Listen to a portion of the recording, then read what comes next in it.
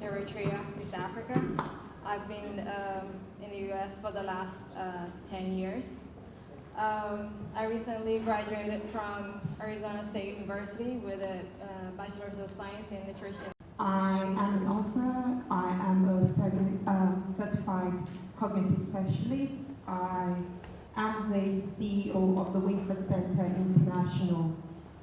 We run the biggest online retail school supporting special needs in Nigeria. I'm also the founder of the Wingfoot Center for Children and Women. That is a charity that supports children with developmental disabilities in Nigeria. Good afternoon, my name is Kenneth Mims. I'm the founder of Science Prep Academy. We are a STEM school, science school for students who are autistic. My bachelor's degree is actually in physics, and I have a master's degree in science education. And what I discovered is that many individuals who are autistic have characteristics similar to scientists and people in the scientific field. And I feel that they can, I believe that many of them can become scientists and computer programmers. So that's what led to the creation of the school and led to me transitioning to becoming an advocate for the autistic community. Thank you very much. So without wasting more time, I'll move to you, Basirat. In your opinion, how can teachers innovate on the curriculum in order to carry these children along? Thank you very much. So I understand the society where we operate is a very mixed and diverse society. You have people saying they teach all sorts of things. Some schools will tell you we'll teach Montessori, we'll do British curriculum. Some other people say we do a blended curriculum and all of that. What I think is that teachers need to start focusing on self. If you don't understand something, you cannot help that thing. So regardless of the curriculum that your school may be adopting, if you do not understand what it means for children to have special needs, you cannot help them. And so I'll take it from two angles. Number one is you as the teacher.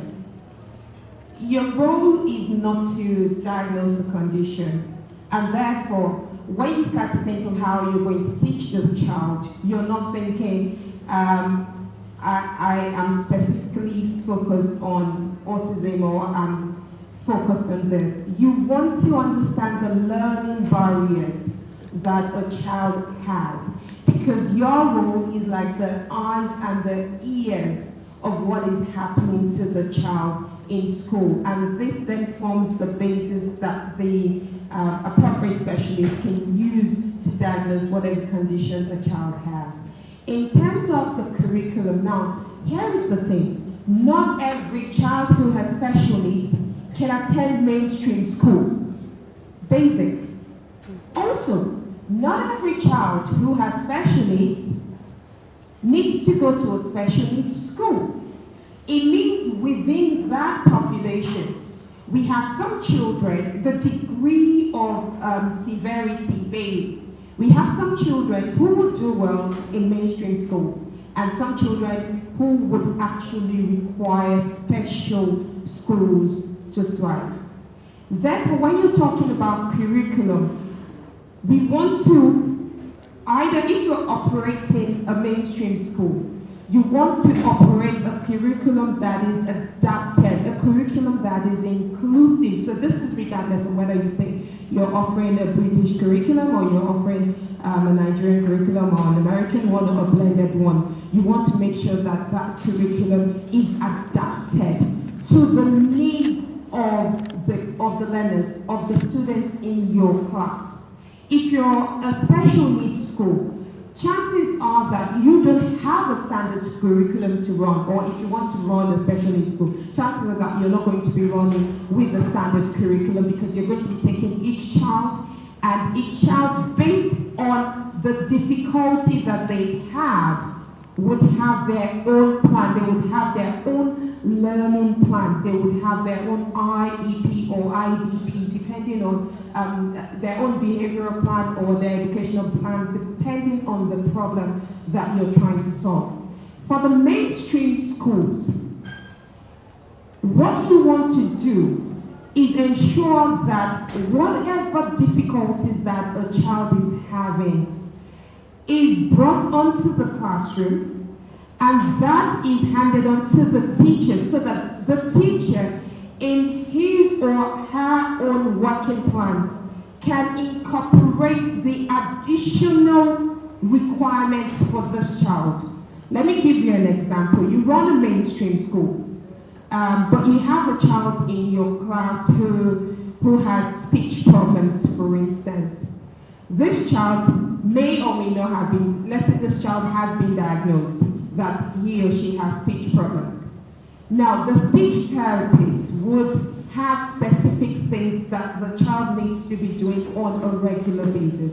So what you as a school want to do is, outside of what the child is normally learning, you want to have separate time slot for these children to practice or to go through the advice written by the therapist in order for them to do well or have better learning outcomes.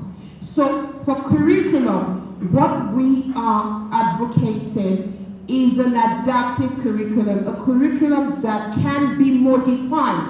And not a lot of schools are open to hearing modified curriculums. Everybody just thinks, this is the curriculum that's been handed to us, this is the way it has to be taught, and this is the way we're going to teach it. No, people have moved away from that. We now have modified curriculums which can cater to children who have special needs. Okay, thank you so much for that. Please put your hands together for her. Okay, so I'll go to Kenneth. Yesterday, during the training, the Safety Mastery for Schools training, you were sharing with us on various tips that could help teachers when they have to teach children with autism. Could you please share some of your best tips from those ones so that our audience here can also learn? Okay. I would like to say this is a very challenging topic as from an educator standpoint. And when you talk about special needs and you talk about autism particularly, you have to understand that it's both a situation from a medical expert or a clinical expert, but then also the educational expert. And the diagnosis or the disability causes a need to educate differently. And I like the word adaptive. Basically, you have to take a child where they are and figure out how do you take them to where you want to go. And that, first of all, starts with a level of respect. And these are things that we've been hearing. You have to respect the child. You have to understand that this child does have certain gifts and strengths. And when we talk about autism or we talk about a disability, it ranges. So if you have a child that may be nonverbal, or you have a child that may just be delayed or a developmental delay. I teach kids who may, at the age of 7, may be nonverbal, but when they grow, is to respect their particular strengths. Find out what they like. Do they like basketball? Do they like football? Do they like music? Do they like dancing? Do they like art? Do they like computer science, computer programming? That is the best way that you can cultivate and develop a relationship with them and engage them. And when you can engage students, then you can bring them closer to you and they will want to be around you and learn from you. So when we talk about this particular population of kids, they typically have behaviors that we don't like or that we want to help them to overcome. But if we don't have that environment, in really creating a safe environment, a safe place for them to be comfortable, to take your direction, that's really the most important thing as far as understanding their strengths, creating a safe environment. Another tip I would say would be to set your expectations high. And this is something that we heard earlier today. When you have parents or mothers dialoguing with their child as if they are an adult, because if you set the expectations high, the only thing the child can do is meet those expectations one day, and that's the goal. But if you set the expectations low, then you're not giving that particular child a chance to develop. They may have to delay, it may take more time, but setting the expectations high, and you will be amazed at not all students, but some of them will progress to meet those standards. But most of the time, you will see some type of progress in a child. So setting high expectations for the children and creating a safe environment. Professor, when you go outside, I'm sure this thing she'll speak with you. Please put your hands together for him. Okay, so Mary, in your opinion, what is the role of nutrition in improving the learning abilities of these children? Okay, we can't ignore the fact that nutrition is crucial in improving everyone's health. And when we are talking about students who are autistic or who have ADHD, we should also focus on what they're eating and how that can affect their health. So we talk about the brain and we talk about our gut. So when I differentiate between our brain and our gut, I call our brain is the first brain and our gut is our second brain. Because when we eat and digest our food, it turns into something and it helps our bodies grow. And so when we talk about disabilities and how we can improve through nutrition, it would be by identifying what improves the child's health and what does not. So I've been reading a couple of research where they talk about gluten, avoiding gluten for those who are autistic can be helpful because most autistic kids have digestive issues and gut issues. So whenever some children avoid eating gluten, gluten is a protein that is found in wheat and rye and a whole lot of grains. If you avoid them, there's a possibility that those children could have improved digestive system. And in that, when your digestive system improves, you're able to absorb all the minerals and vitamins that your body requires. So that can help your growth, your mental, physical, and in every way. So we should also focus on what the children are eating. And another type of diet is milk or casein. Casein is another protein, sugar and protein that is found in milk. So some children, some researchers say that avoiding gluten and casein could help their development. So if you find a way to avoid gluten and milk, maybe there is a chance for them to have a better health. So make sure that you do research on nutrition concerning those children because nutrition is part of our health, and when we make sure, when we take strides to improve their nutrition, when we educate their families of how to feed those children, and they have a chance to lead a better health, not just cognitively, but in every way in their lives. Okay. So that's what I recommend. All right, please put your hands together for her. Now it's time for the audience to ask questions. Teachers, okay, there is one over there, please come. There's another one, please come in the gallery, please come. I teach an autistic child in a school in VI, so it's a mainstream school, like what my madam said. And I have secluded time for him personally. Like all what he said was, I second to your point. Mr. Kennedy, you said expectations should be kept high. I have expectations, like pushing him forward to do some things, and he's corresponding, he's making moves.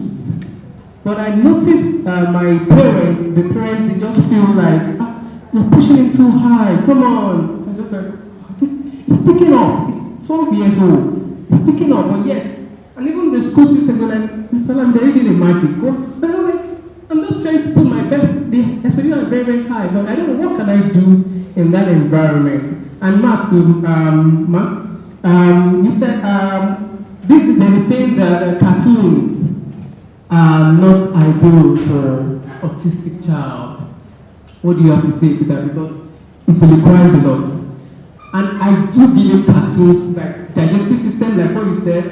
I give him some cartoons on digestive system, and he was like, oh, dude, you know, dude, I was like, now stop, dude, you know, what can I do to give a balance? Because cartoons make him like, but I don't know, that we need to put a balance. Like, what can I do to the resources in that aspect? Thank you. Okay. Do you want to answer now or after all the questions? Okay, let's take all the questions so they can have their seats. Good afternoon. My name is Tony. I want to address this to Mrs. Bossert. You talked about the curriculum, fixing child with special needs in the curriculum. But I've been wanting to ask a question since. I noticed all the curriculum is talking about curriculum fixing the special child in the curriculum. But we only taught to the primary level. I don't know if there is any special curriculum in the higher institution, because I noticed some higher institutions do not do this inclusive system. In my students who I graduated from, they only do for some special needs like the blind and the others. Is there any other curriculum for those with autism and the likes that they can follow not just the primary level but also to the higher institution level? Thank you. Good afternoon, everyone. My question goes to the last person that spoke. I didn't really get her name. Nutrition, okay. That talked about nutrition. The little I know about kids that have special needs is that they don't take anything that is sugary. Well, I'm just hearing now that they should also avoid meal. Okay, then my question is, the nutrition that these children take, is it particular to them as an individual or is it a general thing? Thank you. Children who have special needs, just like every other child, would like to play, would like to watch cartoons, would like to participate in activities. So I don't rule out cartoons as, bad. However, there are ways that you can use these things as tools, like rewards. So you have a child who loves to watch cartoons. In fact, there's a common thing around that, children who have autism particularly, like stay with the computer. They like being on the computer a lot of times. Not necessarily all of them, but a lot of them. So how can you use that to the child's benefit? There's something called the reward system. That's the first one I'm going to talk about.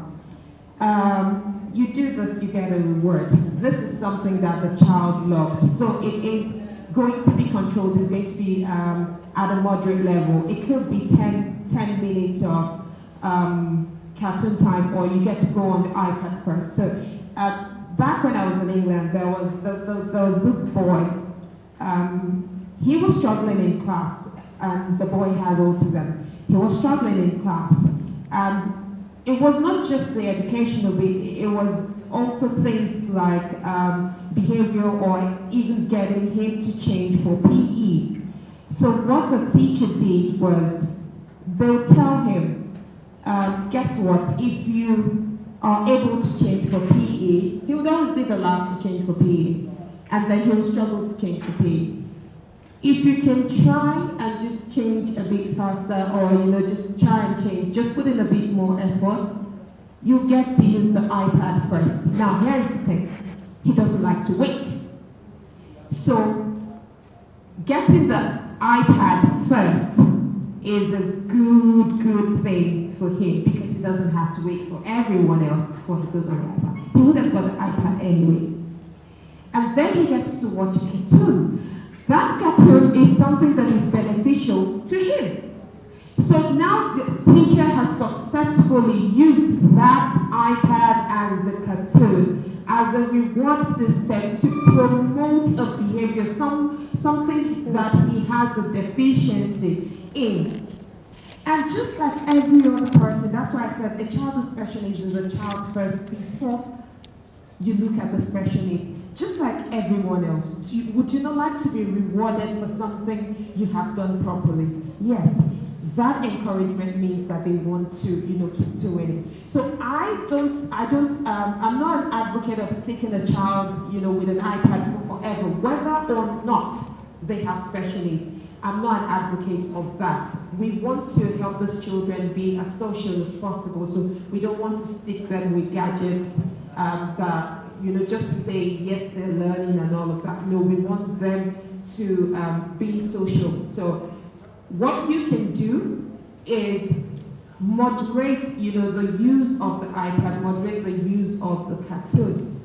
And then the second thing is, if you have noticed that a child can learn in a certain way, try to improve, that method as a way for the child to learn.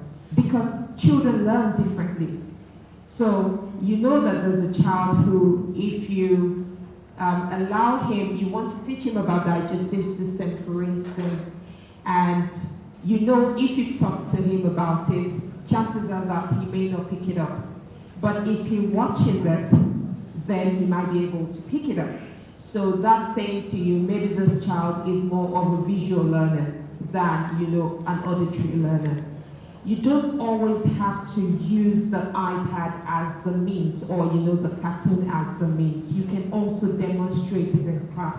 That way, that child who is the visual learner, because the reason the child is picking it up from the cartoon is interesting, the characters are attractive, the fact that it doesn't require him to talk back, he's just is there and he's taking it on, all of those things.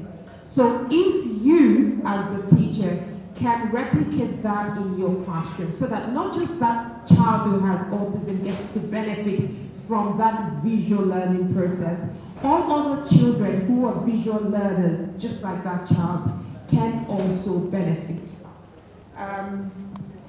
There was another question about curriculum.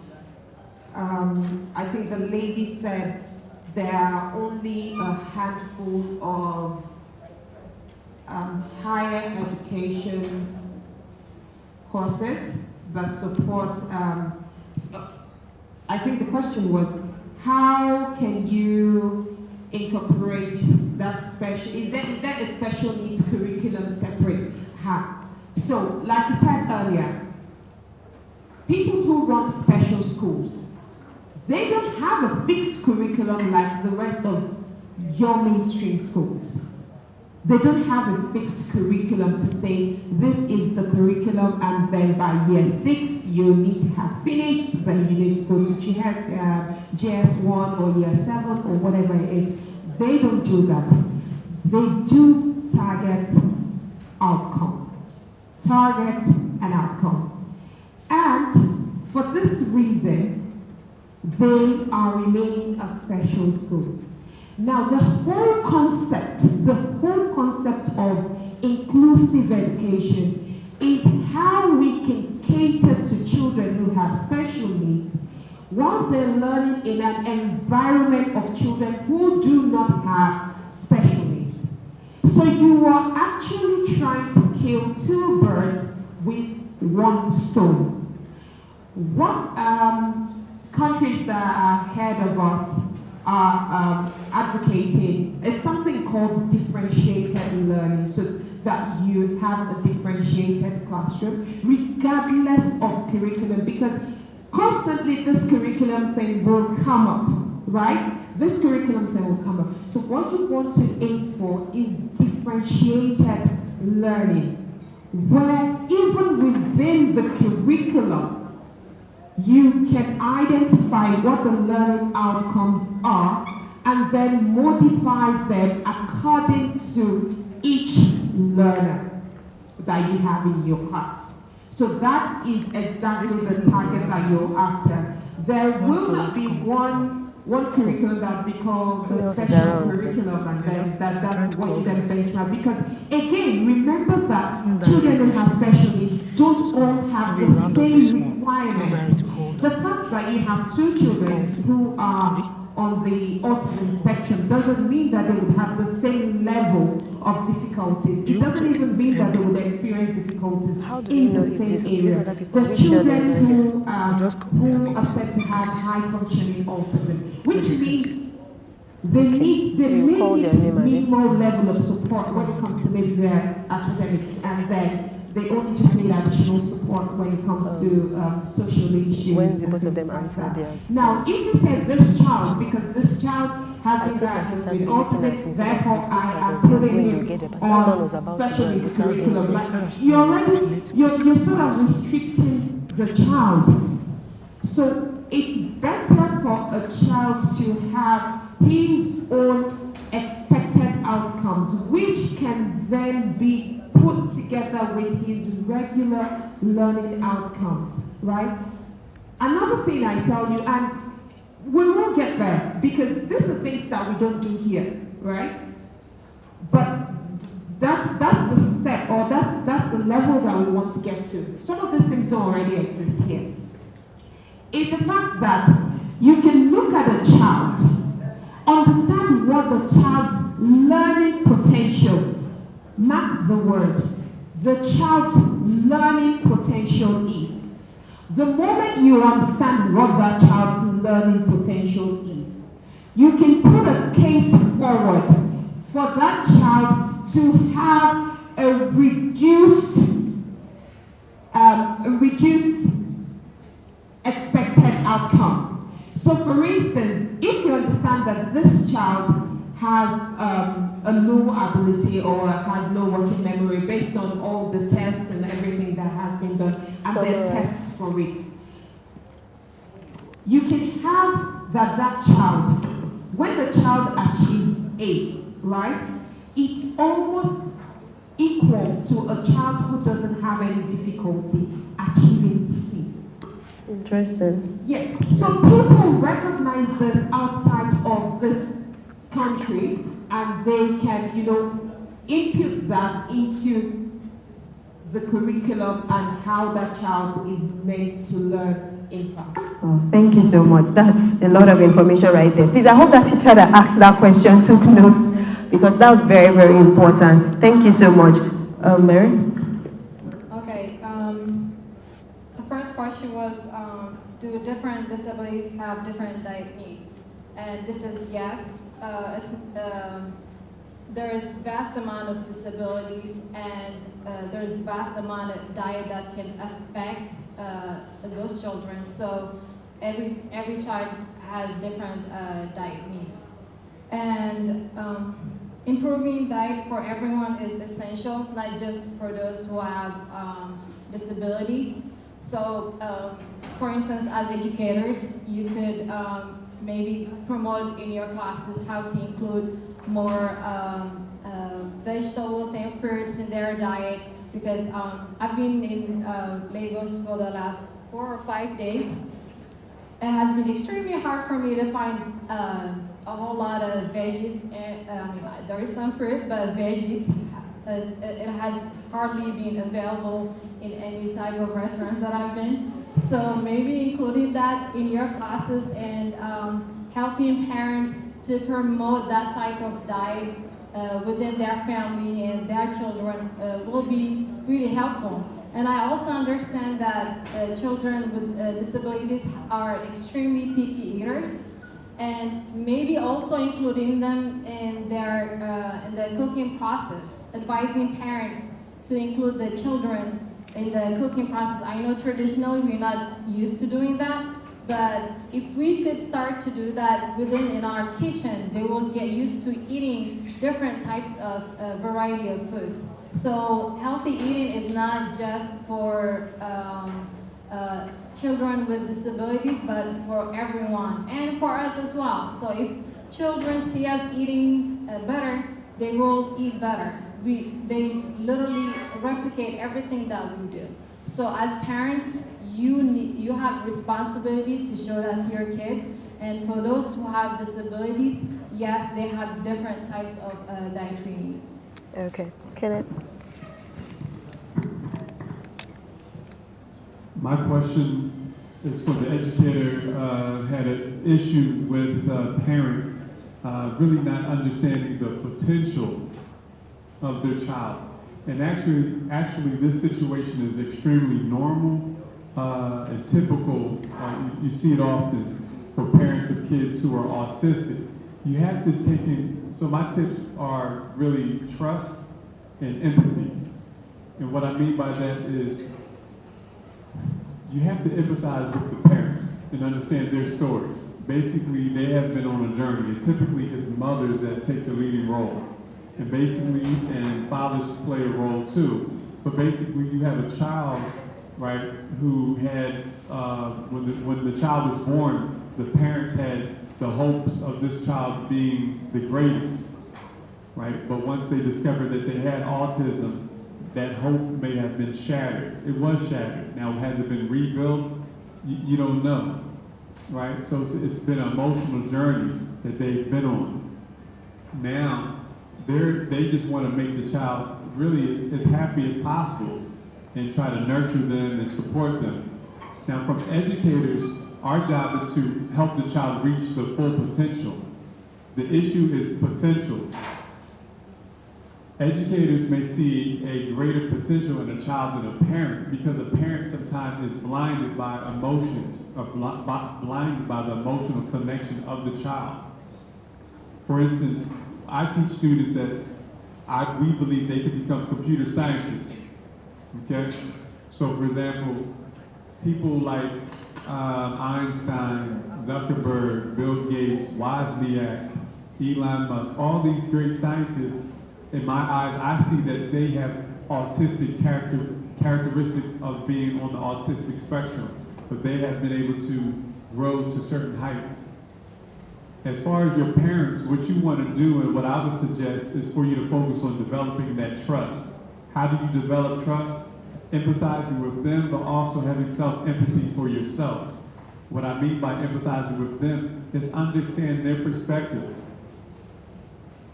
And also understand your perspective in communicating that with the particular parents.